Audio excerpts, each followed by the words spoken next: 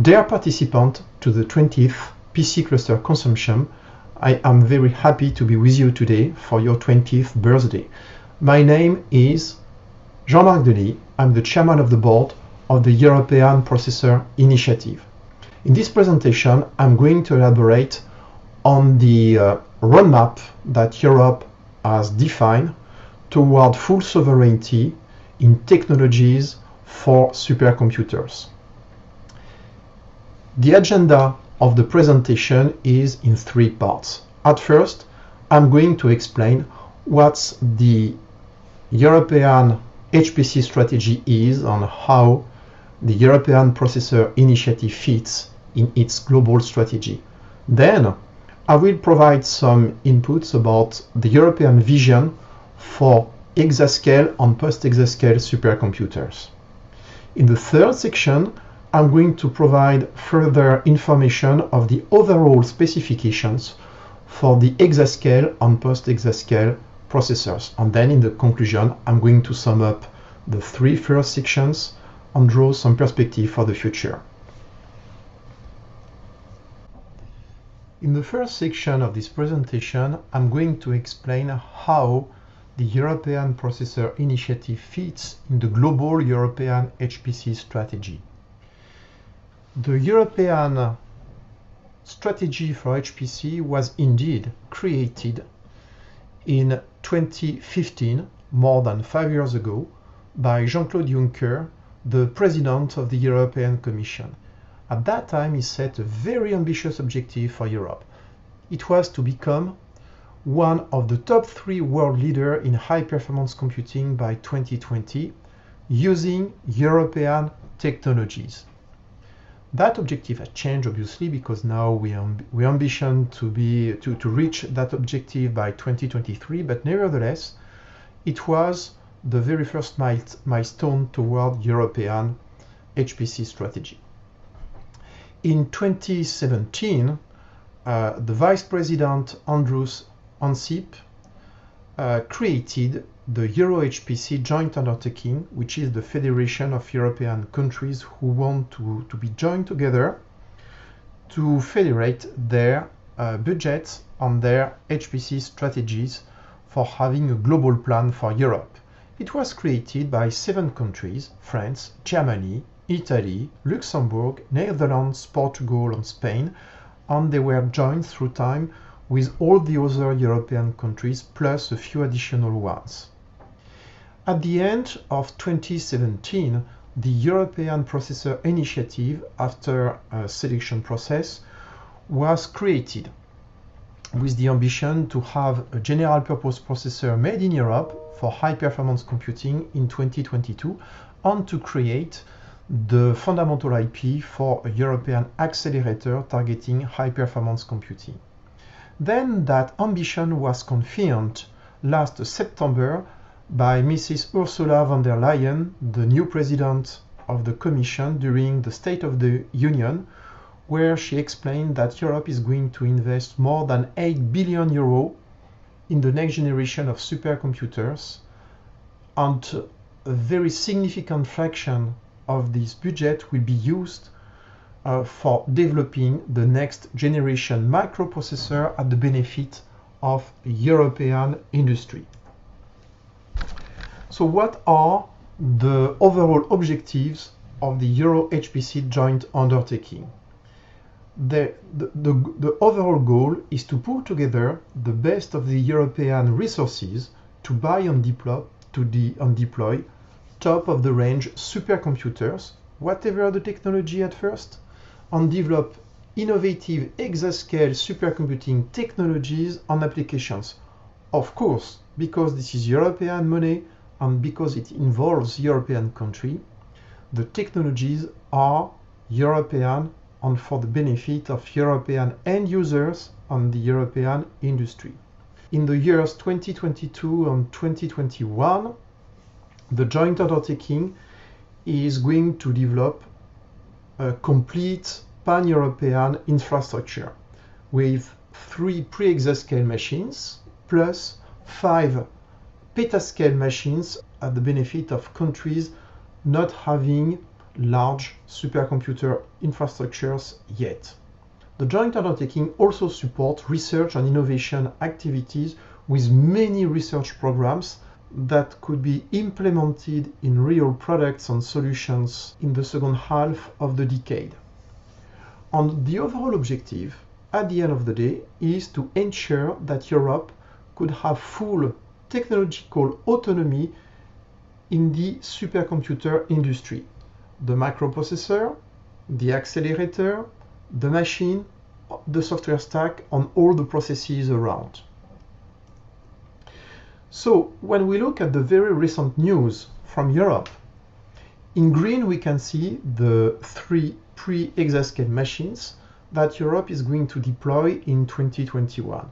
One in Finland, one in Italy, one in Spain. I will not comment here the content of the 3 machines. This is not the purpose of this speech. And at the time this video is recorded, the selection of the supplier for the Mare Nostrum 5 supercomputer has not been announced yet. 5 petascale systems in orange have been selected and will be implemented throughout 2021 in Luxembourg, in Portugal, in Czech Republic, in Bulgaria and Slovenia. And then in 2023, the first exascale machine will be deployed, likely in Germany, but the process has not started yet. And 1 year later, a second exascale machine, likely in France, will be deployed as well.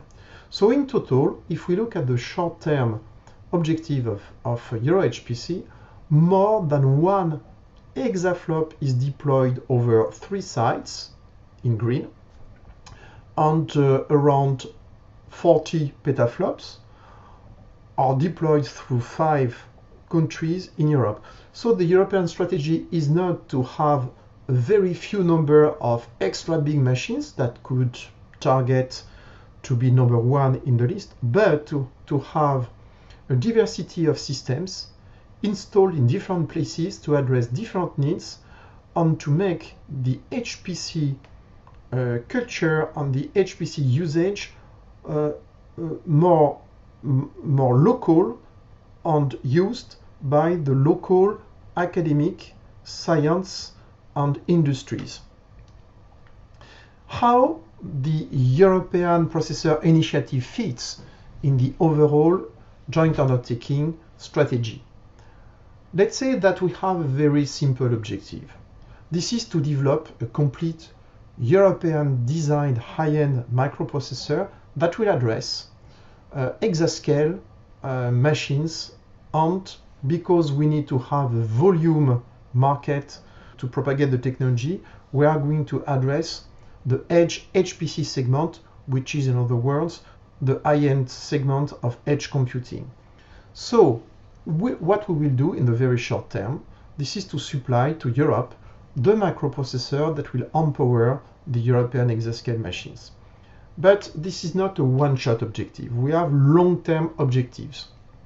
We need full sovereignty, meaning that we don't want to be at risk of embargo by non-European countries to access high-performance, low-power microprocessor from the IP to the product.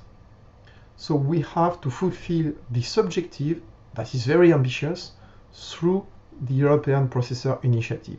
So for doing that, we need to cover all the TRL scale from the low level to develop the intellectual property with long-term objectives, and simultaneously to cover the top of the scale up to TRL 9 for delivering the systems, the microprocessors and likely accelerators for the European exascale machines and post-exascale machines. The partners we currently have in the European Processor Initiative are 27 that are aggregated on this chart. So you can see we have the best European supercomputing centers, we have the best industries from the semiconductor and from the IT. We also have amongst the best of the of the car manufacturers to use the solutions that we are going to develop in the project. In order, we can cover the whole spectrum of our needs, from the development of intellectual property up to usage in the high-end segment of edge computing with autonomous vehicles. How do we cover the whole TRL scale? We need to cover the scale from the development of the IP to the sale of products through a company. So the IP is developed within EPI, and the products will be manufactured by a company that has been created for this purpose. The company is Cyper. It's incorporated in Europe, so in France, and this is the industrial and business hand of the European Processor Initiative. Cyper will license the IP from EPI and from third-party companies, will develop some specific IPs around it, will make the global integration, and Cyper will integrate, market, and support and sell the chip for the European Exascale machines. And Cyper will also start working on the next generation of microprocessor. So we can see on this chart how the global roadmap is articulated. For the short term, we have decided to implement ARM instruction set using the Zeus core, which is the one that is also used in the Korean supercomputer. And this is an evolution of the core that is used in the Fugaku supercomputer, and that will be used for creating the first microprocessor codenamed REA. That is for the top of the scale. At the bottom of the scale, at the same time, we start developing intellectual property based on the open source RISC-V instruction set with low TRL, and through time, through the usage of the common platform, which is a specific technology that we are developing in the European Processor Initiative. We are going to integrate the ARM core with some of the IP of the accelerator we are doing based on RISC-V to have the REA processor to be in general availability in 2022, to be implemented in the first Exascale machine in 2023. Then the second generation of microprocessor will be developed. The codename is Chronos. That will be used in the second Exascale machine. At the same time, the European accelerator, EPAC, will evolve to become a pre-production system that could be maybe in the second Exascale machine or for the post-Exascale systems. In this section, I'm going to explain what should be the overall specifications for the Exascale and post-Exascale supercomputers. Before we had artificial intelligence, the world was simple indeed. We had physical and mathematical models that we used to develop applications, sometime in Fortran, sometime in C, and then C++, or eventually more elaborated languages, with one purpose: to obtain results. And the results were compared to reality, to other experimental results, to get better equations, better parameters, to elaborate more complex applications, and so on and so forth. And then artificial intelligence came on the picture. How did it change the picture? This is where it becomes quite complex. When we compare in the classical world with classical HPC, I should say, we had the theoretical model to be compared to the big data that we have with artificial intelligence. We have a massive flow of data that we use as an input for the applications. The applications in the classical world are C or C++ applications. In the new world, this is deep learning techniques to elaborate on a model that is used to generate results. And the results in big data could have a feedback loop to elaborate on more complex models to get better models to be inferred and then to be reused as an input for new results.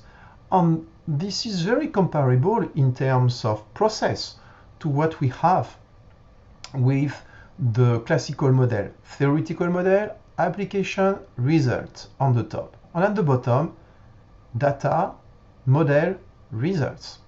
And if we combine them all together, this is where it becomes very complex, but this is where it provides fantastic results.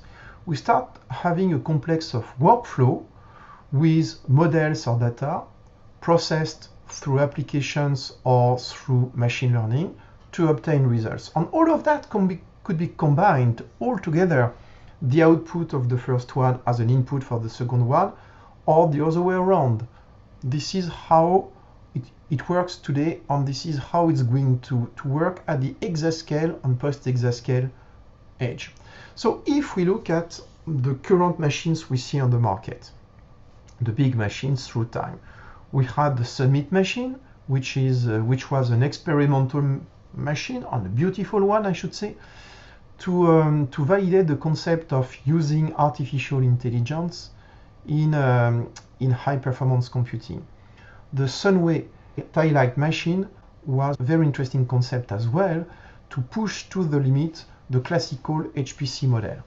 The Fugaku machine is also extremely interesting because it's a classical machine, not combining a processor and an accelerator, but this is a machine having a very well balanced microprocessor that is pushed to the limit in terms of number of processors in a single architecture.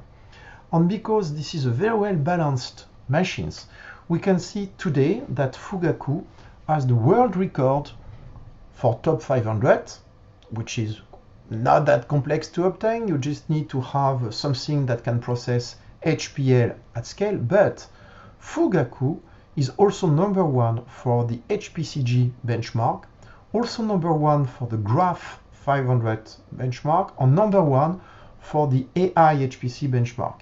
And this is a fantastic achievement that proves the quality of the design of the machine and the balance of the machine, as opposed to the classical models which were more experimental, aiming at first the lean pack and not having a global production system.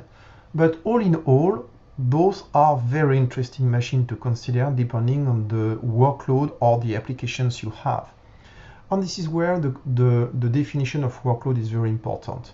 Ultimately, we see an evolution toward complex workload where it's about integrating data coming from the IoT world, also data coming from edge computing with some real-time data processing features, and it could be also hybrid computing in your workflow where you have to combine in-house computing on your own supercomputer with external computers in the cloud at AWS, at Azure, in any place you can imagine for processing in the cloud your applications. And you have to combine all of that together in extremely complex workflows in your data center and out of your data center.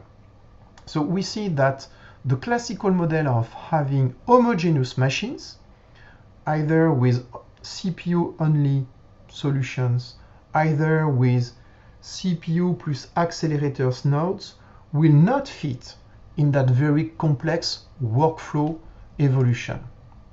So what we think for the future is to have a modular approach for Europe.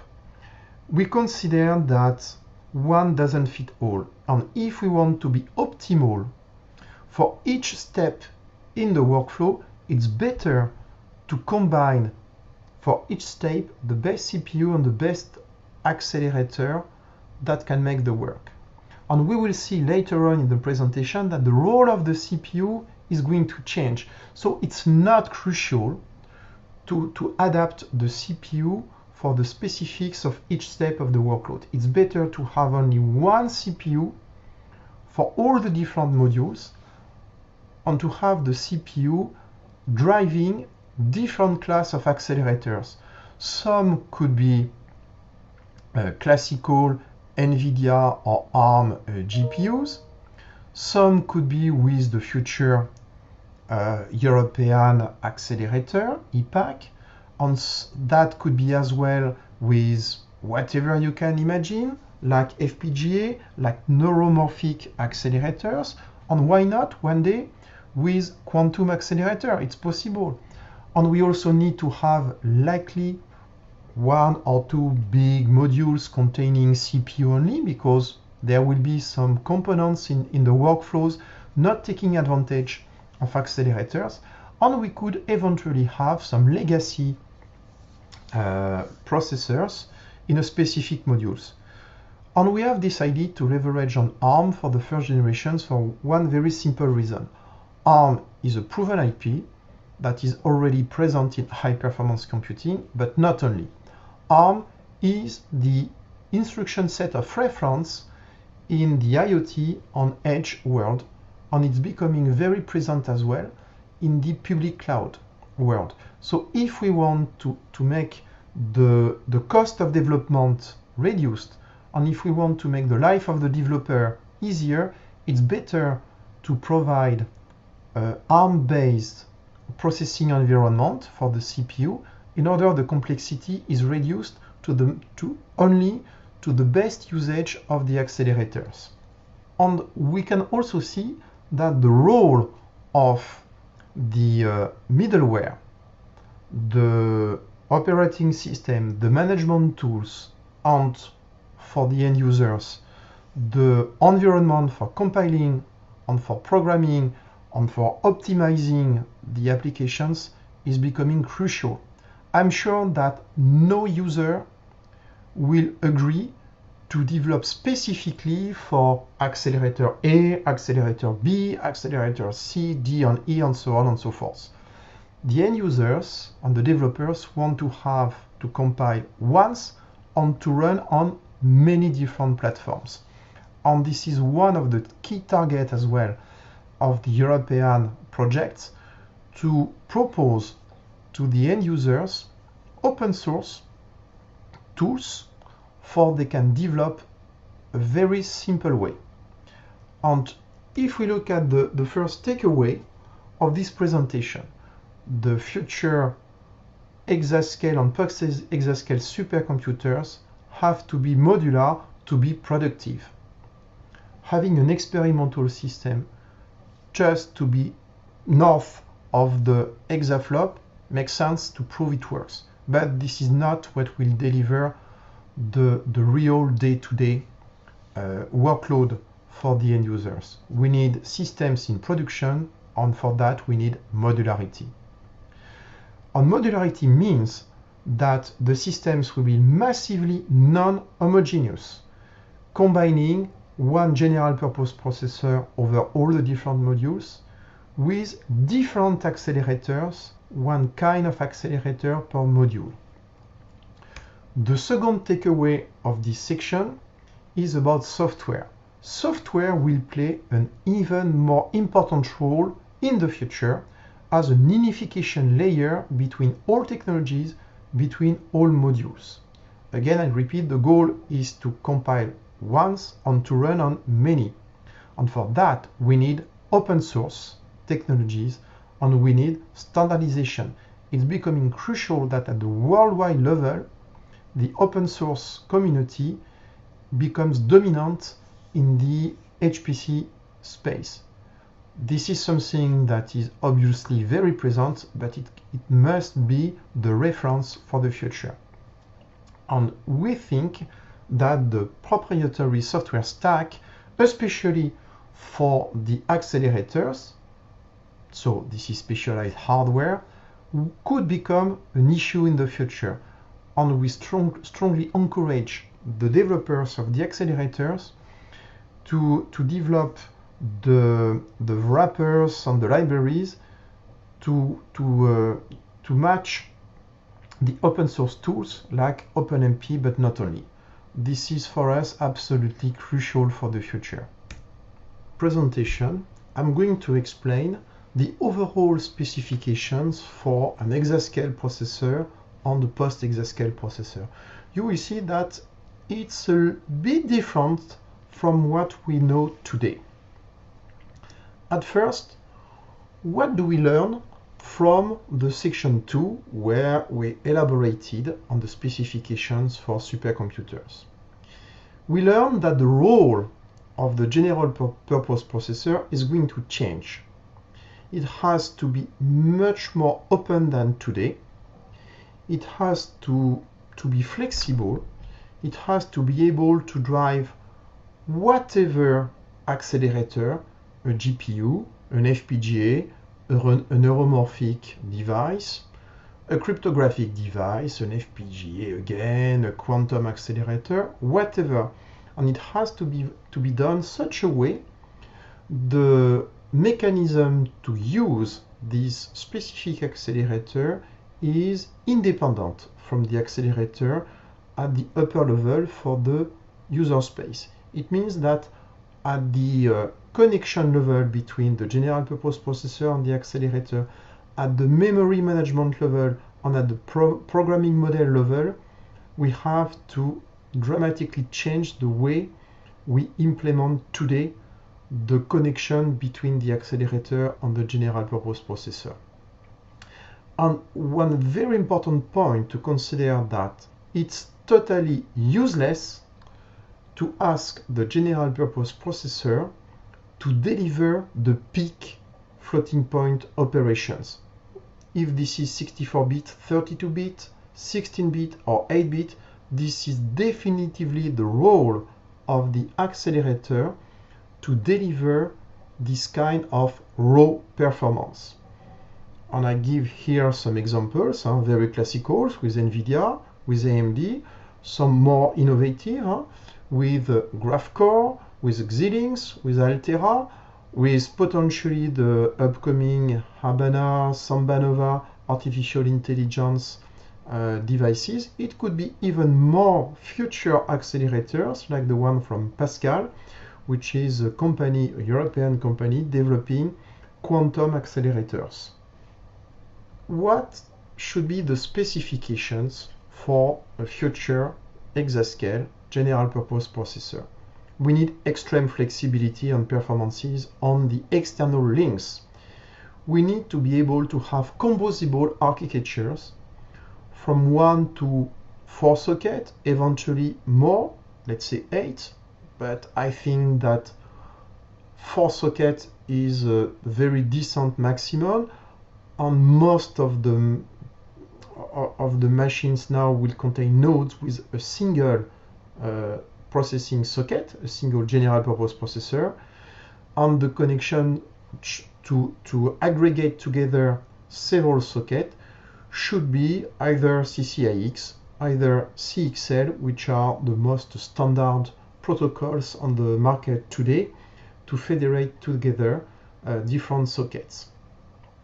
The general purpose processor should have local memory with maximum performances using HBM, so 2E, 3 and the future ones, and simultaneously a large memory pool with DDR 5, 6 and so on, and many PCI Express connections to be extremely flexible to host many different acceleration devices, and to have with PCI Express CXL connections to be totally neutral and transparent at the communication layer for the future exascale interconnects. We believe that it's very important to have all of that simultaneously on the general purpose processor in order it becomes the global aggregation platform, whatever the nature of the system you want to build, whatever the nature of the accelerator you want to connect and on the general purpose processor, and ultimately whatever the nature of the application you want to run on the general purpose processor. And the general purpose processor has to offer transparent integration in end-to-end data flow, from IoT to edge to data center and to cloud. So it has to offer such a flexibility that it's easy to port and optimize applications. Again, you compile once, you run on many. It has to be very open to support any kind of open source tool, and it has to be able, as a consequence, to support unified development tools, whatever the combination of CPU and accelerator that will be on the machine. Now let's dig further in the specification. On this chart, I have assembled two numbers. On the x-axis, you can see the air peak in gigaflops, but it could be teraflops, and we know that higher is better. On the y-axis, this is the byte per flop ratio. It could have been the memory bandwidth. It's a bit more complex to read, but I would have concluded the same way. So on this figure, you can see different processing units, and they are all the CPUs are in the CPU area, and you have accelerators, and those days this is exclusively GPUs, so they are in the green area, the green field, the GPU area. So we can see that the GPUs can deliver incredible performances, the current one and the future ones, while the CPUs have much better memory bandwidth, but much lower peak performance. So can we imagine that a processor today can decently compete with the best-in-class accelerators? The game is over, I think. It's totally useless to try to compare. It's better that the CPU focus on the area where they could be the best, I mean to offer world-class byte per flop ratios. So we think that the byte per flop ratio will drive the design of the CPUs to maximize the efficiency. So we could ask the question, why should we consider that efficiency is measured with byte per flop ratio? On this slide, I have assembled exactly the same numbers, but exclusively focusing on the CPUs. And we consider that there are three areas. The areas of unbalanced processors, offering too much performance for the available memory bandwidth. We have a second unbalanced area for the processor offering top byte per flop ratio with little peak performance. And we have a balanced area where the systems can offer excellent peak performance with excellent byte per flop ratio. And this is where the European processor will land, and we are currently designing the REA processor to be in this specific area. On this chart, I try to measure the real efficiency of supercomputers in regards of the criteria I have defined, which is the byte per flop ratio. So on the x-axis, you can see the byte per flop ratio. On the y-axis, you can see the HPCG efficiency versus the peak performance of the machine. And this is a reasonable metric to consider the HPCG efficiency versus the peak, because very often we look at the lean pack efficiency versus the peak. Lean pack efficiency is most of the time 60%, 70%, or even more in the last years, while the HPC efficiency is shocking. This is very low. For many systems, this is below 1%, below 2%, and this is what happens for most of the machine. While the best machines, the Astra machine, that is to some extent a prototype based on ARM microprocessor, is only a bit more than 4%. On the very famous K supercomputer in 2011 was just a bit more than 5%. And even the Fugaku machine, which is right now the best machine we can have, the most balanced machine and the most efficient machine, is below 3% of efficiency. So the more we have a byte per flop, the better it is, because we can see a linear relationship between the byte per flop ratio and the HPCG efficiency. And I believe that HPCG is definitively the criteria to consider, because these benchmarks stress the complete supercomputer, not only the CPU. With HPCG, you can see a very loaded machine, the CPU, the local memory bandwidth, the interconnect, and so on and so forth. So we can see as a big trend that the best way to maximize the use of your machine is to maximize the memory bandwidth and the byte per flop ratio. That will avoid to have your machine as a prototype that will be definitively excellent for delivering lean pack numbers, but very bad for real workloads. While within Europe, we target excellency in production with an HPCG efficiency top of 6% and maybe targeting 7%. So for this very specific purpose, we will maximize the byte per flop ratio on the processor we are designing.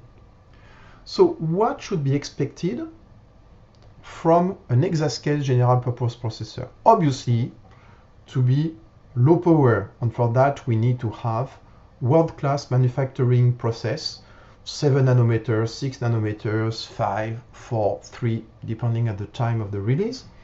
We need, as we have explained, extreme flexibility for the links. We need to have transparent integration in end-to-end data flow, as we have explained, and we need to have good enough floating point performances, 64-bit, because there will be applications that will not take advantage of accelerators. So for those applications, we need to deliver 64-bit performances. But we don't need to compete with specialized devices like GPUs. And we think we have to change the metric. We have to stop measuring the CPU exclusively with the peak flops, because that will drive to crazy architecture, not usable at all.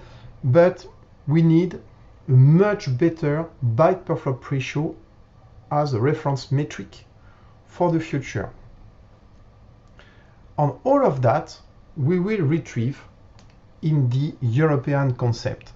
We have a concept of having, let's say, a concept of multi-die, where we'll have ARM cores, Zeus for the first generation, where we will have the European accelerator, EPAC, and the codename is Titan. We will have, for some specific usages, especially in the automotive area, the MPPA accelerator coming from Calray. We will have an embedded FPGA coming from Manta, and we'll have a specific cryptographic ASICs to cover the specific needs of European sovereignty.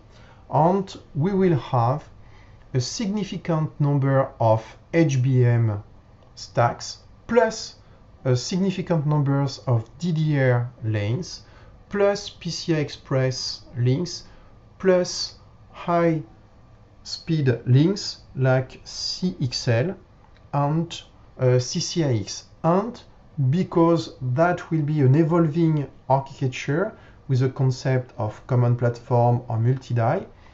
We'll have the possibility with die-to-die connections to connect to adjacent chiplets. So let's have a look on the common platform, which is the central piece of the project at the physical level. We start from a substrate, which is the package. On that, we have a silicon interposer, which is passive. On that, we have the first chiplet, the second chiplet, HBM, on all the other connections around. And all of that will be combined together to some extent as Legos used together to make big toys. And there will be all of them connected on a single package. And we can have a real flexibility on this. The first chiplet will be based on CPUs, and the second one could be any kind of accelerator that is available on the market. That could be for HPC purpose, that could be for edge purpose, and so on and so forth. And this is a big advantage of this architecture. So we can offer a very complex heterogeneous integration within our common platform design, with everything on the same die, on the same substrate, or using inter-chiplet link over the substrate to another chiplet that will be coherent at the memory level with the first one, or it could be an external chiplet, an external let's say a socket that will be connected through CCIX or CXL via the PCB. And obviously we'll have DDR memories and HBM memories on specific accelerator connected through classical PCI Express links. So you can see that the global concept we have is to consider that the general purpose processor has to be an integration platform with different possibilities to be combined with accelerators.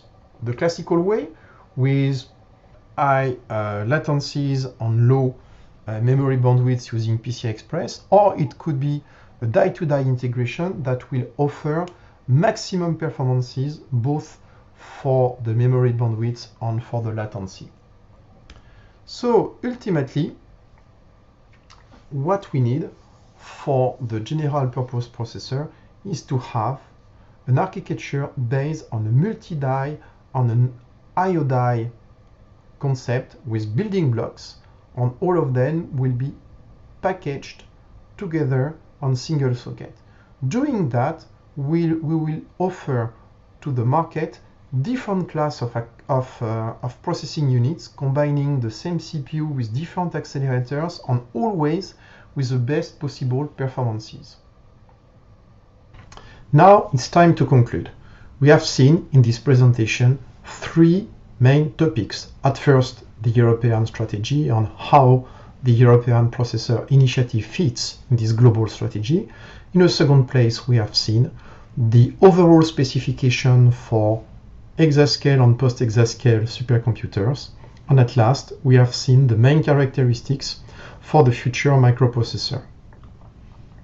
More specifically, we have seen that Europe will have its first supercomputer in the exascale range based on European technology by 2023. In a second place, we have seen that the future exascale and post-exascale supercomputers will become modular. This is because they will integrate more and more classical HPC and artificial intelligence workloads together with data coming from IoT, from edge, and from the cloud. At last, or maybe the most important, we have seen that the future microprocessors will be different from the ones we have today. As opposed to the current generation of microprocessor, they will not target to maximize the floating point operations, but to optimize the byte per flop ratio and to become an integration platform for all the accelerators that will be used in the modular architecture.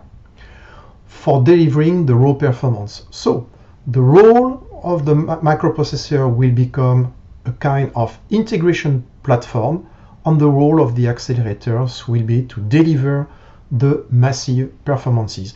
And the combination between the microprocessor and the accelerators will come from open source tools for the end users, compilers, libraries, and all the other environmental tools that will be required to perform in the exascale and post-exascale eras.